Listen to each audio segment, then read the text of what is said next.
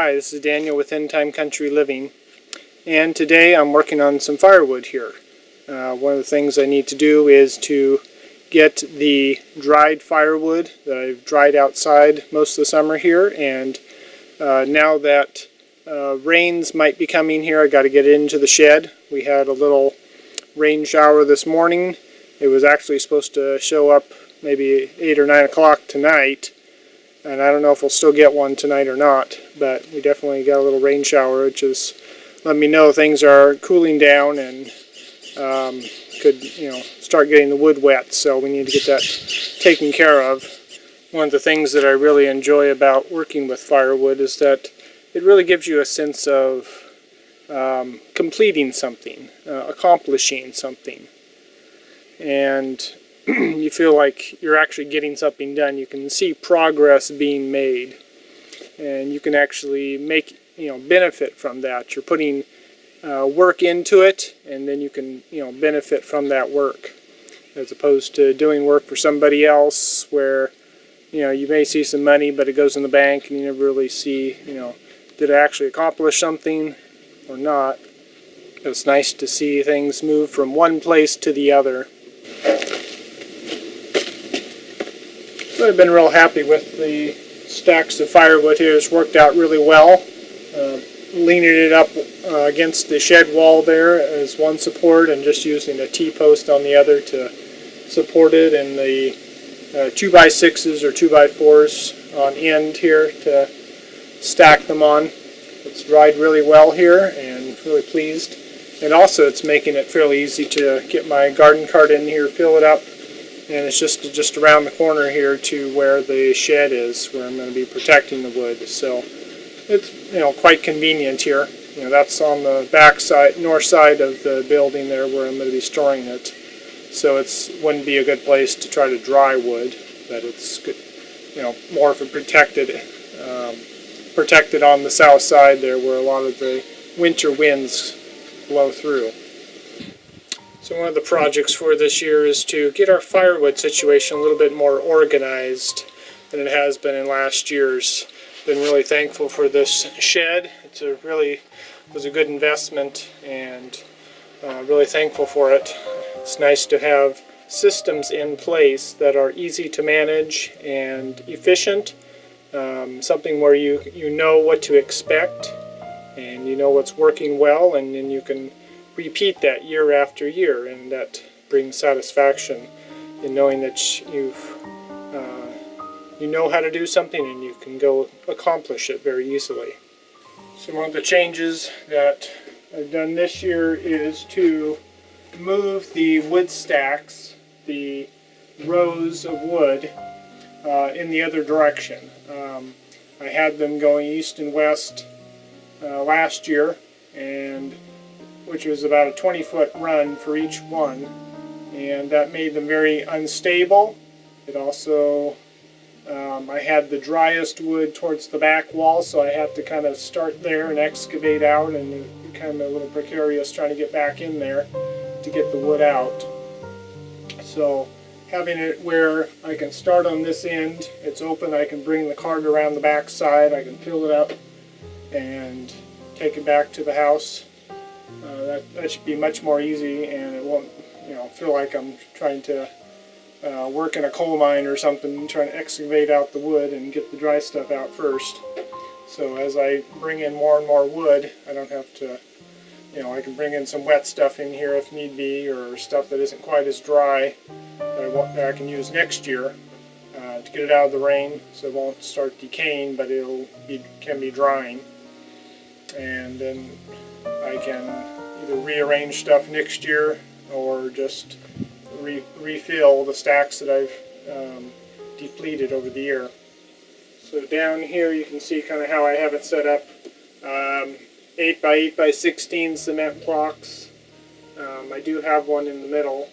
That's just a 8 by 3 by 16 block, just to support it in the middle. So I have my runs going about 11 feet. So these are 11-foot boards, and then I have just a 2x4 here that's just, I'm going to try it just putting it on the ground, just because it saves a whole lot of time.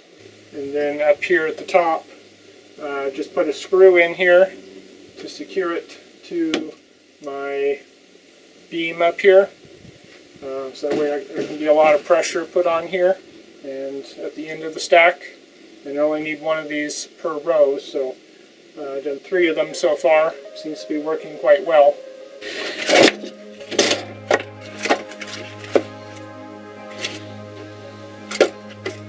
So trying to put putting these stacks a lot closer together, as close as I could. They can help support each other if they start to lean, which a lot of times in the middle kind of start to sag one direction as the pile kind of continues to dry. Nice to have another stack of pile that it can help support the other stack here, so also saves on space. And then I can use the rest of the shed for lawnmower storage and bicycle storage and whatever else I need to keep out of the weather. So one of the things I use a lot around this homestead is leather gloves, and you go through them fairly often, a couple pair a year maybe if they start getting holes. I usually have a rotation going of ones where the holes are, gets holes in the fingers, demote those to times when I just need to use a pitchfork or shoveling or spading or activities where I'm not going to be handling sawdust type stuff. Like firewood has, if I grab a piece of firewood and I got holes in my fingers, may get poked, get slivers in there, always get sawdust, stuck in there. So chainsawing and things like that I usually reserve for the ones without any holes in there, or if I'm working with blackberries or things like that where I need to be prickly stuff, need to be grabbing stuff. So anyway, the best gloves I found so far, the Costco ones aren't bad. I get those occasionally from Christmas gifts or things like that. We don't have a Costco card, so that's one less expense that we have to have, and we don't have now there is a Costco, I guess, in Albany, so it's not too far away, but decided not to go that route. Anyway, the best place I found is Welding Outfitters, and actually welding shops in general are a good place to get leather gloves. These pair are what's called as driver gloves, which was a little bit confusing when I first heard the name. It's like, is this for people driving truck or what? And then it dawned on me that welding or forging or things like that, somebody that's driving with a hammer or something like that is what they're talking about. So not long gloves with big long sleek cuffs on them that you need for exact welding, but when you're as a driver, someone that's just driving the hammer, you just need a normal short cuff length pair of gloves. These are Tillman, so I have these inside out. These are the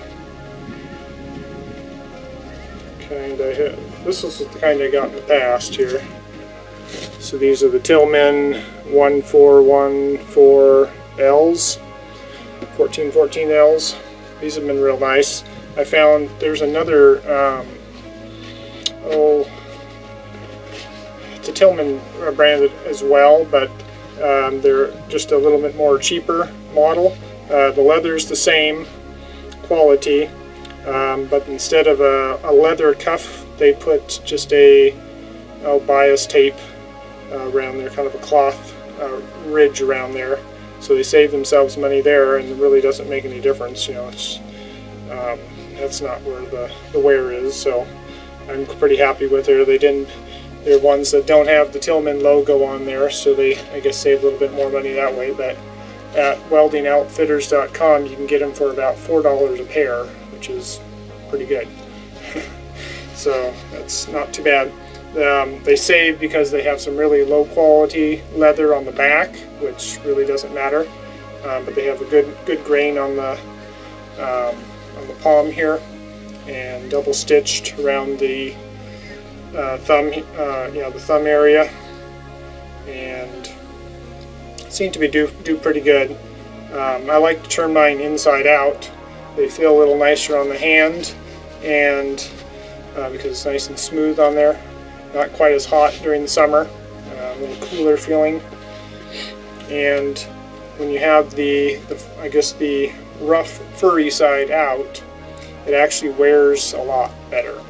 That's something I found when I tried it. It's like, oh, well, I don't know about that. Maybe it might just wear faster. And then I made some moccasins, and I put the smooth side out on the bottom there of them. I noticed how quickly they wore out, and the leather, the smooth surface, it kind of wears very quickly through, and then once that's little layers through, then all the fuzzy stuff just kind of falls, wears out super quick. It just like there's no structure there. So it's kind of like a piece of carpet. You wouldn't if you have the carpet upside down, where the smooth side up, as soon as you wear through that layer, then all those fibers, there's nothing to keep them together. So that's kind of how it is with the leather, where when you have the fuzzy side out, it can keep wearing all the way down till it finally gets through to the back side, and then it's got a hole. But it actually does last longer to have the fuzzy side out. So if that's even an option. Some gloves, like on the back here, it's fuzzy on both sides, which so I don't worry about that. If it's fuzzy on the outside already or on both sides, that's usually a lower quality grain of leather. I'm not sure if they just the way they scrape it or what they do to it that causes it to be fuzzy on both sides. Or I'm not that familiar with leather in that respect. But anyway, so only disadvantage. Okay, so there's a lot of longevity on the actual leather wear, which is good. The negative side is that the sew threads, especially on the tips of the fingers, there's going to be wear on those threads. So eventually you're going to you start to open up.